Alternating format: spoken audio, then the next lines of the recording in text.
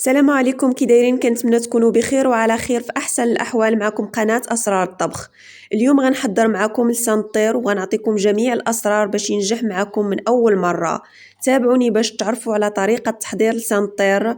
قبل ما نبداو ما تنسونيش من لايكاتكم وانضموا لحسابي اسرار الطبخ باش يوصلكم دائما جديد الوصفات والشيوات اللي كنشارك معكم.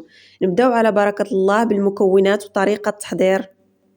عندي في المقادير خمارة الحلوى، صفار بيضة، ملعقة كبيرة ديال القرفة، 2 معالق كبار ديال النافع و2 معالق كبار ديال حبة حلاوة اللي محمرين ومطحونين ومغربلين وقبصة ملح، وكأس عنبة خليط بين الزيت والزبدة المذابة، كأس من المزهر، وربع كأس من الخل. في قصعة عندي كيلو ديال الدقيق ديال الحلويات، ساشيت الخمارة، حبة حلاوة والنافع والقرفة وقبصة الملح. كنمزجو الخليط، كنصبو كأس من خليط الزبدة والزيت،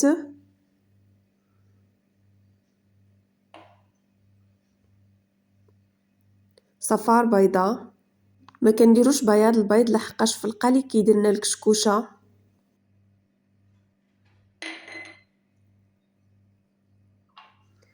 كنضيفو ربع كأس من الخل،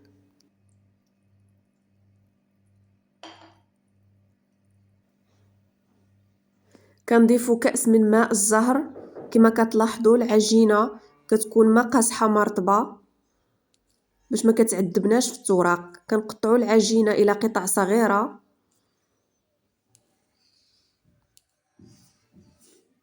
كنحاولوا نكوروا العجين، كتسمى عملية البولاج. بعد ما كنتهيو من تكوير العجين كنوضعوا الكريات في قصعة وكنغطيوهم بلاستيكة باش ما كيكونوش لينا قشرة. كنرشوا النشا على سطح العمل وكنبسطوا العجين بالاستعانة بالمدلك.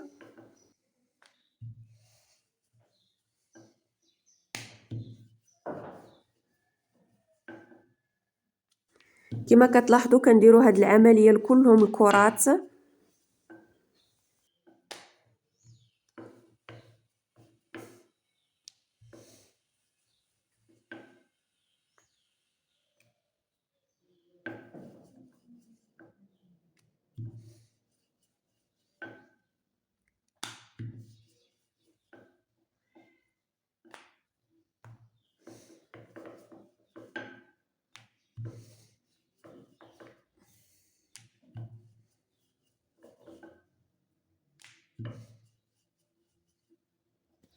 ملي كنتهيو من مرحلة تبسيط الكرات ديال العجين بالاستعانة بالنشا والمدلك كنمروا لمرحلة توريق العجين.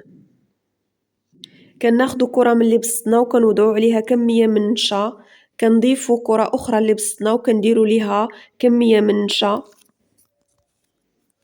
ثم كنضيفو الكرة الثالثة الأخيرة وكنبسطو بالاستعانة بالمدلك. غنخليكم باش تشاهدوا طريقة التوراق.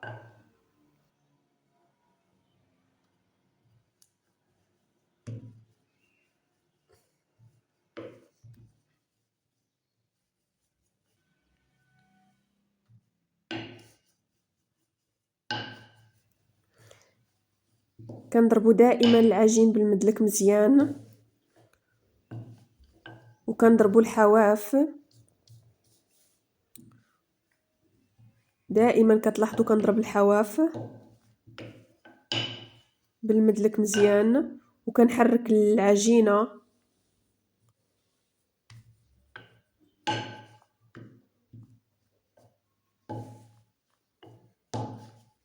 دائما كنضرب الحواف ديال العجين بالمدلك باش كنرققها، لحقاش لسان الطير خصها تكون رقيقة.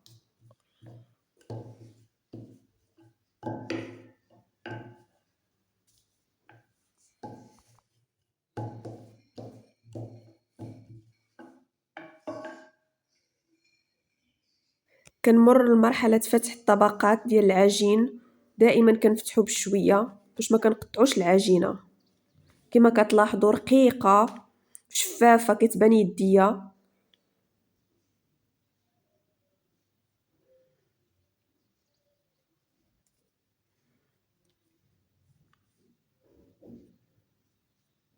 كنفتحو بشوية باش ما كنقطعوش العجين.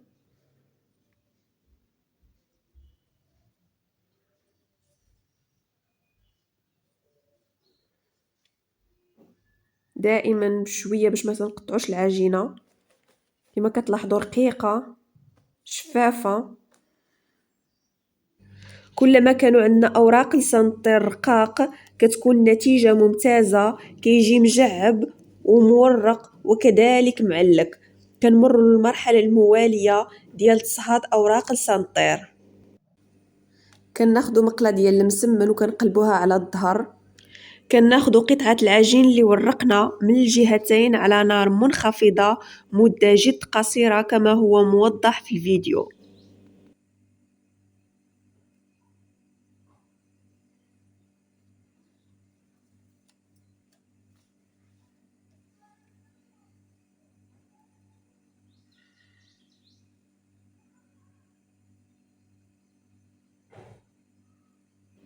الورقة اللي انتهينا من تصهادها كنوضعوها في صينية مفرشة بمنديل وكنغطيوهم بمنديل باش ما كيكرموش وكيتهرسوا. ملاحظة: إلا فوتوا التصهاد ديال أوراق لسان الطير كيكرموا وكيتهرسوا لحقاش هما أوراق رقاق.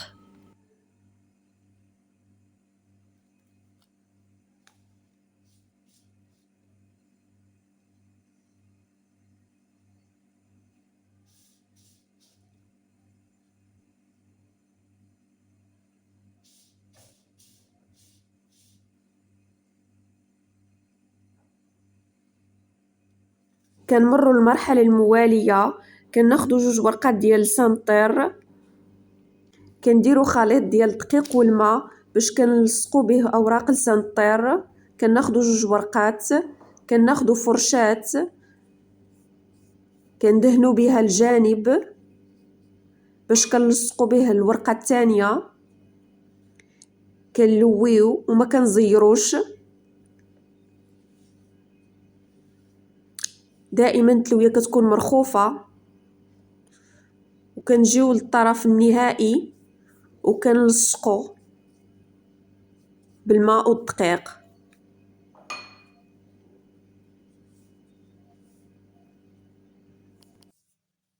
كناخدو جوج ورقات كنلصقو من التحت. كنوضعو الورقة الثانية عليها باش كتلصق. كنبداو نطويو كنرخفو. ملي كنطويو كنرخفو وكنلصقو الطرف الاخراني كما كتشاهدوا.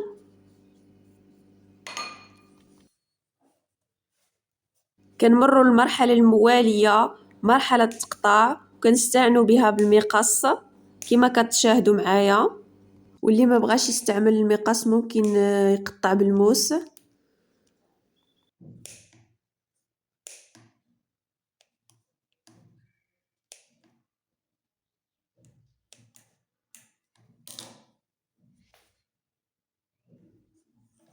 لاحظوا معايا هاد المرحلة جد مهمة.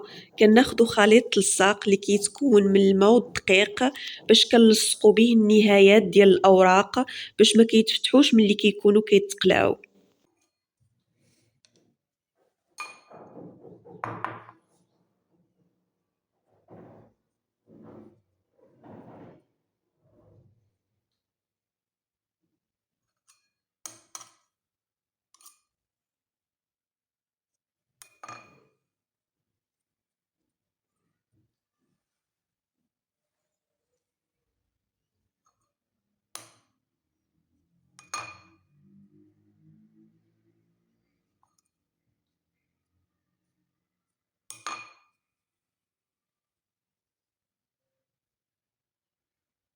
كما كتلاحظوا معايا كناخد الأطراف اللي مفتوحة وكنلصقها باش ما كتفتحش ملي كتكون كتقلى.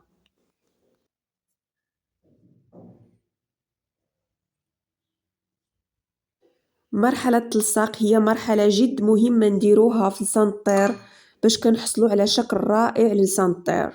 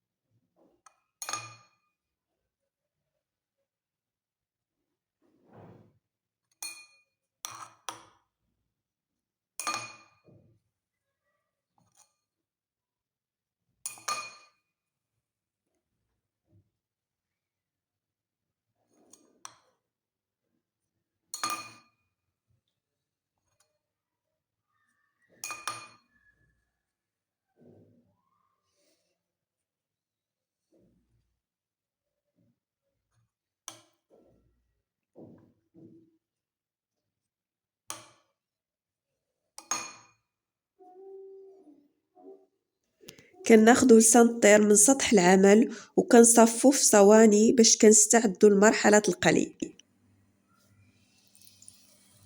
غنخليكم مع طريقة القلي.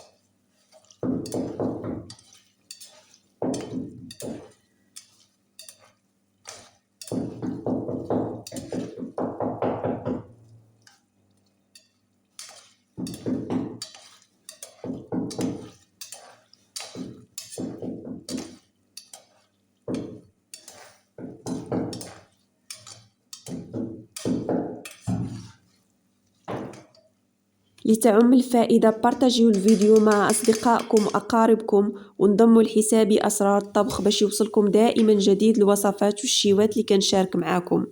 هذا هو الشكل النهائي للسانطير اللي حضرت معاكم. كيجي أكثر من رائع، كيجي مورق ومجعب وكذلك معلق. صدقوني إلا تبعتوا المراحل اللي وريتكم في الفيديو غتنجحوا في التحضير ديالو 100%. حتى لهنا كنكون وصلت معكم لآخر مرحلة في الفيديو. كنجدد الترحاب بالناس اللي انضموا ليا جدد، كنقول لهم مرحبا والف مرحبا داركم. نتمنى ما تبخلوش عليا بلايك للفيديو باش نعرف ان المحتوى نال الاعجاب ديالكم. حتى لهنا كنكون وصلت معكم لنهاية الفيديو، كنضرب لكم موعد في فيديو جديد ان شاء الله، والسلام عليكم ورحمة الله وبركاته.